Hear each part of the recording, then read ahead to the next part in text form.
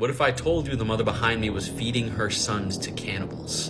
Behind me is Klara Maurova. She's from the Czech Republic and she had two sons, Jacob and Andrej. Her and her sister were part of this weird cult called the Grail movement. They believed by doing good deeds that they would go to heaven. Now here's where it gets dangerous. This cult also believed that they were free to commit any crimes they wanted to and nothing would affect them. And they were also cannibals. Things now got even stranger when her sister showed up with an adopted Norwegian child named Anika. She was 13 years old. Some people believe she was actually 30 and posing as a child. She was in a trafficking ring and had a lot of sympathy for her. Soon, Klara started to forget about her sons and started thinking about adopting Anika as her own. That's when this weird doctor started emailing and texting her out of nowhere. He claimed to be Anika's physician. She met up with him, he showed her her medical records, he gained her trust. The doctor said to Klara that you cannot adopt Anika because her sons are so mean to her. This was the doctor's plan all along as a cult leader. Do you guys remember that cult I was talking about at the beginning of the video? The doctor is like the head of this cult. He said to fix this, she needs to beat her boys as much as she can,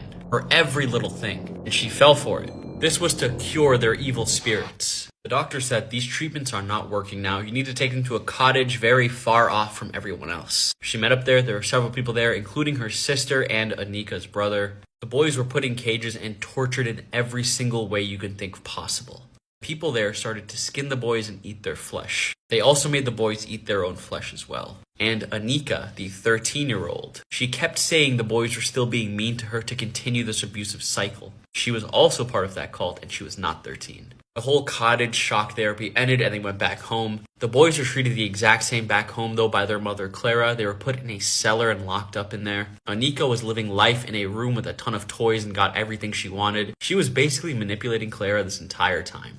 Now here's the way that she got caught and it is crazy. Her neighbor was setting up a baby monitor for his newborn baby. Now back in like the early 2000s, if you had a baby monitor nearby, it could pick up that signal and you could see what's in there. It could jam a little bit. He managed to see these boys tied up in cages in her basement. Could you imagine the horrifying look he had on his face seeing this? And he did what every good person would do. He called the police immediately to get them some help. The police came, everybody was arrested. Klara, her sister, and Anika. And it turns out Anika was a 33-year-old woman. Her real name was Barbara Sklorova.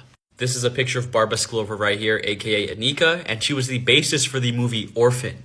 In case the story is sounding familiar, it's basically Orphan. The doctor was actually the father of that girl Anika, aka Barbara. And Klara's sister was in on this cult the entire time and manipulated her.